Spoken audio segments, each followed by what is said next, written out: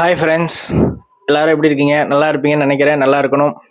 சிம்மராசிக்கு உண்டான மார்ச் மந்த்துக்கு உண்டான பலன்கள் பார்க்குறோம். ஒன்றாம் வீட்டு பலன்கள் பார்க்கும்போது உங்களுக்குன்னு ஒரு திறமை இருக்கும். அதை வெளிப்படுத்துறதுக்கு உண்டான நேரம் இது. செல்ஃப் அனாலிசிஸ் ரொம்ப அதிகமாக இருக்கும். என்ன எனர்ஜி கொஞ்சம் குறையிற மாதிரி இருக்கும், ட்ராப் ஆகிற மாதிரி இருக்கும். அதெல்லாம் சரி பண்ணிக்கணும். ஈகோ கண்ட்ரோல் அப்படிங்கிறது ரொம்ப அவசியம். என்ன ரிலேஷன்ஷிப்பில் ஃபோக்கஸ் பண்ணுவீங்க அதிகமாக இந்த காலகட்டத்தில். பப்ளிக் இமேஜ் அப்படிங்கிறது ரொம்ப முக்கியமாக இருக்கும். ஸ்பவுஸ் பார்ட்னரோட இன்ஃப்ளூயன்ஸ் ரொம்ப அதிகமாக இருக்கும். இரண்டாம் வீட்டு பலன்கள் பார்க்கும்போது இன்கம்மை பொறுத்த வரைக்கும் ஸ்டடியாக இருக்கும்.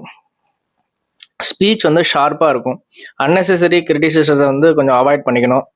பார்ட்னர் மூலியமாக நல்ல வருமானம் ஏற்படும். பிஸ்னஸ் கம்யூனிகேஷன் ரொம்ப முக்கியமாக இருக்கும். ஜாயிண்ட் ஃபினான்ஸில் கொஞ்சம் கவனம் தேவை. அக்ரிமெண்ட்டில் லாபம் தரும். மூணாம் வீட்டு பலன்கள் பார்க்கும்போது